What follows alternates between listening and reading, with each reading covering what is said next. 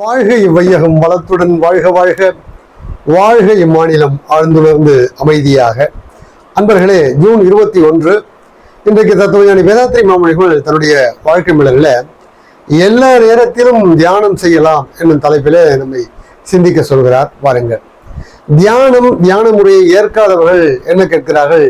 அப்படி கண்மூடி கிடப்பதனால் என்ன பலன் கிடைத்துவிட போகிறது என்று. அதனை ஏற்றுக்கொண்டவர்கள் இந்த தியானத்தை எல்லா நேரத்திலும் செய்யலாமா, அதற்கு கால நேரம் இருக்கிறதா என்கிற கேள்வியையும் கேட்கிறார்கள். இதற்கெல்லாம் விடையாக தத்துவஞானி வேதாத்ரி மாமணி அவர்கள் இன்றைக்கு சொல்லுகிறார், சிந்திக்க சொல்லுகிறார். வாருங்கள் கேட்போம். தியானம் என்பது என்ன என்று முதலிலே கேட்டால், தியானம் என்பது நம்முடைய அறிவை, சிற்றறிவை அந்த பேரறிவோடு, பிரபஞ்சத்தின் பேரறிவோடு ஒன்றுபடுத்திக் கொள்கிற ஒரு பயிற்சி முறை.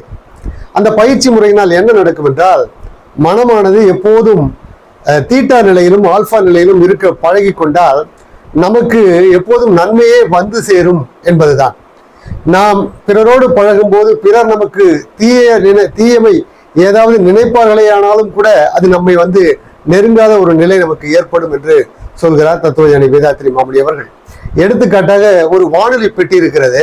அந்த வானொலி பெட்டியை சுற்றி எத்தனையோ அலைவரிசைகள் வந்து மோதுகின்றன.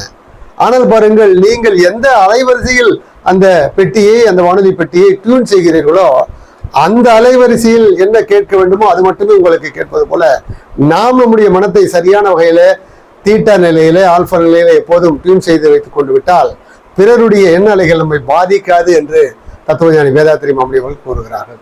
எனவே தியானம் செய்வதனால் தொடர்ந்து நமக்கு நல்ல பல வெற்றிகள் கிட்டும்.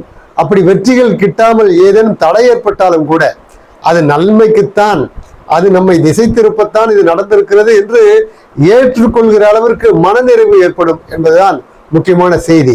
எனவே தியானம் என்பதனை எப்போது செய்யலாம், எங்கு செய்யலாம் என்கிற கேள்விக்கெல்லாம் பதிலாக தத்துவஞானி வேதாத்ரி மாமணி சொல்கிறார், தியானம் செய்வதற்கு என்ன வேண்டும்? உடல் வேண்டும், உயிர் வேண்டும், அவ்வளவுதான். இதற்கு காலமும் தேவையில்லை, திசையும் தேவையில்லை. செய்து பாருங்கள், நிச்சயமாக எல்லா வகையிலும் வெற்றியும். எதை நினைக்கிறோமோ அதை செய்வோம், எதை செய்ய வேண்டுமோ அதை நினைப்போம், நினைத்ததை செய்து முடிப்போம் என்ற அளவிலே இந்த பயிற்சி முறை மிகவும் பயனுள்ளது என்று தத்துவஞானி அவர்கள் கூறுகிற அந்த கருத்தை பகிர்ந்து கொண்டு இன்றைய சிந்தனையை நிறைவு செய்கிறேன். வாழ்க வளமுடன், மகிழ்ச்சி.